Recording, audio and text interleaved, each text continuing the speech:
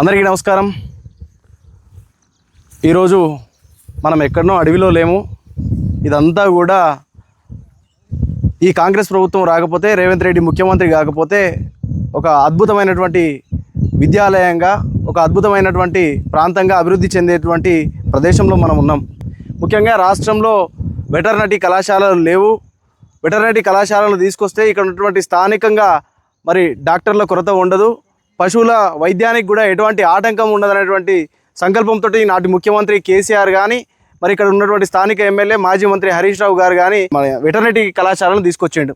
మరి ఆ రోజు ఈ కలెక్టరేట్ ప్రారంభోత్సవం జరిగిన రోజు గౌరవ మాజీ ముఖ్యమంత్రి కేసీఆర్ గారు సిద్దిపేటలో కూడా ఒక పాలిటెక్నిక్ కళాశాల ఉండాలి, అదేవిధంగా వరంగల్, నల్గొండ, నిజామాబాద్ ప్రాంతాల్లో కూడా పాలిటెక్నిక్ కళాశాలను ఏర్పాటు చేయడం వల్ల అక్కడ ఉన్నటువంటి పశు వైద్యానికి అందుబాటులో ఉంటుందని, మరి కలెక్టరేట్ పక్కనే ఇక్కడనే లైన్లో ఒక వెటర్నరీ కళాశాల ఏర్పాటు చేయాలని ఆ రోజు జిల్లా కలెక్టర్ గారికి, అదేవిధంగా మరి హరీష్ రావు గారికి సూచించడం జరిగింది.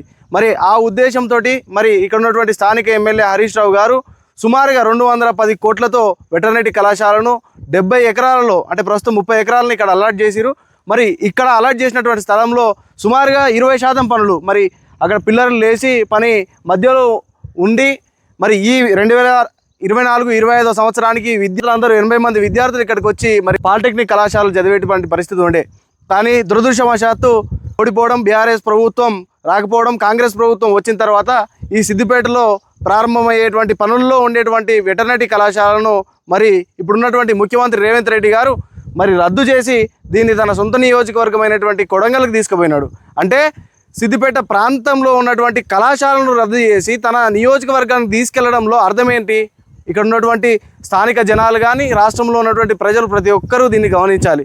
ఎందుకు అంటే రాష్ట్ర ముఖ్యమంత్రి ఎవరైనా సరే ఒక ప్రాంతం అభివృద్ధి చెందాలి, ఈ రాష్ట్రంలో ఉన్నటువంటి ఏ ప్రాంతమైనా అభివృద్ధి చెందాలని కోరుకుంటాడు. కానీ ఒక ప్రాంతం మరి అభివృద్ధికి నోచుకోవద్దు, మరొక ప్రాంతం అభివృద్ధికి నోచుకోవాలన్నటువంటి సంకల్పం ఏ ముఖ్యమంత్రికి ఉండదు. కానీ ఇక్కడ ఉన్నటువంటి రేవంత్ రెడ్డి అదే చేసిండు.